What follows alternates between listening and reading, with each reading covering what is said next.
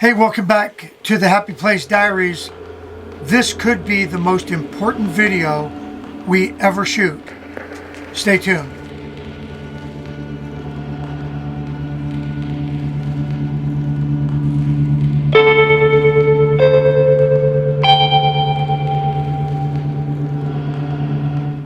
So we've been looking on social media and there's just not a day or two that goes by that you don't see something about an RV catching fire. Right, so it got us thinking about what our plan is for the eventuality of A fire. And I thought we were pretty good, but it did cause us to make a couple changes. And so we want to show you those changes and what we've done to prepare. And when was the last time you did a fire drill?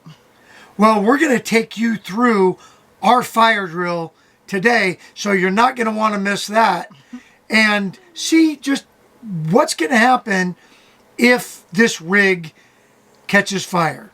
So the first thing that we need to talk about is fire suppression. So we have fire extinguishers at the back door and the front door and in the bedroom. And the reason for that is that covers anywhere we are in the trailer. And what we're guessing is if there's going to be a fire, it's probably going to happen while we're in bed. If there's a fire as we're driving down the road, we have a fire extinguisher in the truck, and we also have one right here by the door so that we can pop the door open, reach in, and grab the fire extinguisher. So if an axle goes, the bearings catch fire, whatever, then we at least have fire suppression outside. Let's go in the bedroom. So if something's going to happen while we're in the bedroom back here, we have a fire extinguisher right here by the door. So getting into the fire drill part of this, Teresa sleeps on the side that has the fire escape window. This window behind me is not a fire escape window, but I guarantee I'd kick that sucker out if we were about to catch on fire. So step one of our fire drill is fire alarm's going to go off. We'll wake up, and I am going to come to the big door right here, and I'm going to grab our keys, which are right there. And I'm going to figure out somewhere to put them in my underwear or in my mouth or something. But that is one of the changes that we made. We used to have the keys all the way on the far side of the trailer. We moved them here because, well, that makes sense. Okay, step two is I'm going to grab that fire extinguisher right there, and I will prepare to fight off the fire in this doorway. Now, if the fire is on that side of the trailer and we can make it out that door, well, then that's the door we're going to go out. But if not, we're going out that window. So Teresa's going to jump out of bed and Pull the red tab.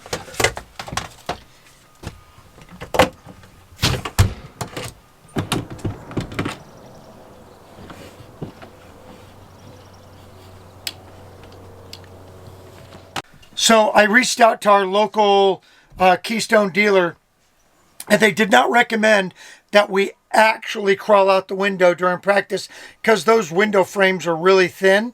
But the point is, you got to know how to open the window. So getting the screen off and then popping that window out real quick and being prepared to throw it out.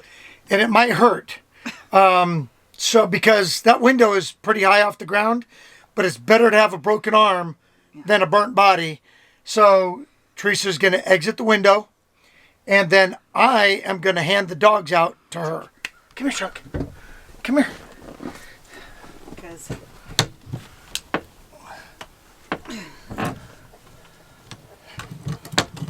okay. Then after Teresa and the dogs are out of the window and that's cleared, I'm going to follow them. And then we will gather outside. I'll have the keys, and then we'll immediately move the truck and get the truck out of harm's way. So like I said, this could be the most important video we've probably ever done. And really based on what we're seeing on social media and just the fact that, I mean, we've been in our rig for 6 years and, you know, wanting to, you know, live that Boy Scout motto of being prepared. Little things like we move the keys to the truck closer to the bedroom.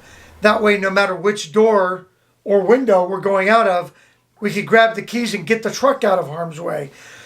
We keep a spare trailer key in the truck, just in the off chance that we might need it for whatever reason And- once we've exited. Right. And practicing opening that window, because some of them, I don't know if they're all the same, but ours you have to lift up and then push out. So practice. I've practiced several times since we've had the RV. So it's Yeah. good to know and good to practice. Yeah, especially if you get it to that point where it just kind of locks to where you just want it open for the summer.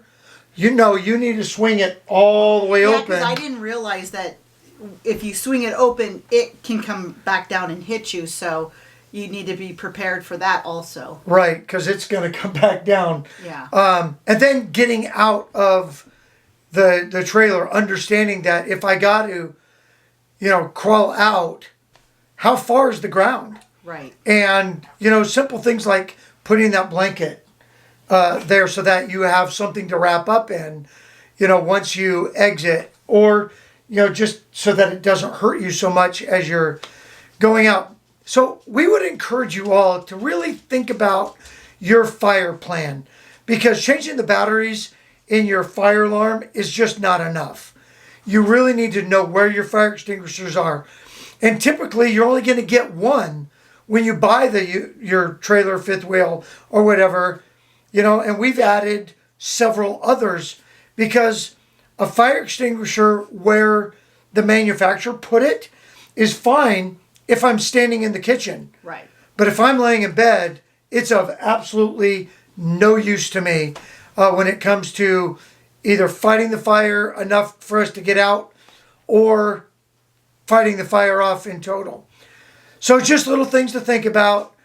We highly encourage you guys to think about your plan, have a fire drill. Let us know if you can think of something else that we didn't say. That we might have forgot, Put it in yeah. the comments below. Yeah. So with that, we're going to close out the video and just thank you all for coming. Share it with a friend, and we'll see you in the next video.